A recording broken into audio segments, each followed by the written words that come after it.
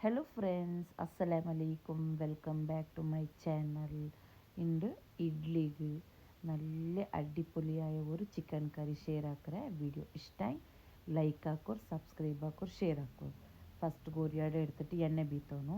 Vegetable oil ನಾನು use ಹಾಕಿರೆ. 3 ಎಲ್ತರಿ, ഒരു 4 ലവംഗ, ഒരു ജണ്ട് ചെറിയ പീസ് കെത്ത ഇടೋರು. ഇട്ടിട്ട് ഒരു നിമിഷം ഫ്രൈ ആക്കിയിട്ട് 1 ടീസ്പൂണിൻ്റെ അത്ര കാലി ಬೆಳ್ಳುಳ್ಳಿ അരച്ചെದ್ರೆ ഇടೋರು. ഇഞ്ചിട്ടിട്ടില്ല, കാലി ಬೆಳ್ಳುಳ್ಳಿ അരച്ചെದ್ರೆ ഇട്ടിട്ട് ലൈറ്റ് കളർ ചേഞ്ച് ആവുന്ന ಥರ ಫ್ರೈ ಹಾಕಿಟ್ಟು 1 ಟೀಸ್ಪೂನ್ ಜೀರಿಗೆ പൊടി ഇട്ടെങ്കോ ഇടി ಜೀರಿಗೆ ഇട്ടെങ്കും മാവുಡು.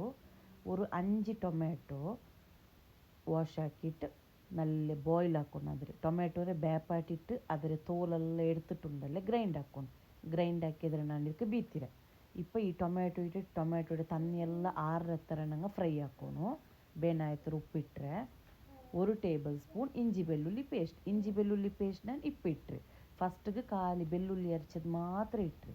ഇഞ്ചി വെള്ളുള്ളി പേസ്റ്റെല്ലാം ഇട്ടിട്ട് അതിൽ പച്ചമണ ಕಂಪ್ಲೀಟ್ ആയിട്ട് പോകേണ്ട അത്ര ഫ്രൈ ആക്കണം.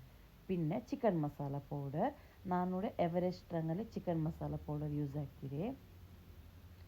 ಚಿಕನ್ ಮಸಾಲೆ ಇಟ್ಟಿಟ್ಟು ಈ ಮಸಾಲೆಡೆಲ್ಲ നല്ല ഫ്രൈ ആക്കിയിട്ടുണ്ടല്ലേ, അതിൽ ടൊമാറ്റോയുടെ തണ്ണീരംശ ഇക്കറല്ല, അതെല്ലാം ഡ്രൈ ആവും.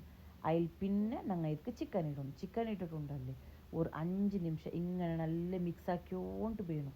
ആ മസാലയിലിന്നെ പച്ചരി മണ്ണ് അത് ഇതെല്ലാം പോയിട്ട് നല്ല മസാല കുക്കാവണം. അത്ര നേരം ഞങ്ങൾ ഈ ചിക്കൻ്റെ മിക്സ് ആക്കിയോണ്ട് വേണം. അതിൽ പിന്നെ ഒരു ഗ്ലാസ് അത്ര തണ്ണി ബീത്തിട്ടുണ്ടല്ലേ, ചിക്കൻ്റെ നല്ല മിക്സ് ആക്കിയിട്ട് മുಚ್ಚಿ വെച്ചിട്ടുണ്ടല്ലേ, ഒരു 20 നിമിഷം മീഡിയം ഫ്ലെയിമിൽ വെച്ച് ಬಿಡು. ചിക്കൻ ಕಂಪ್ಲೀಟ್ ആയിട്ട് ಬೇവും.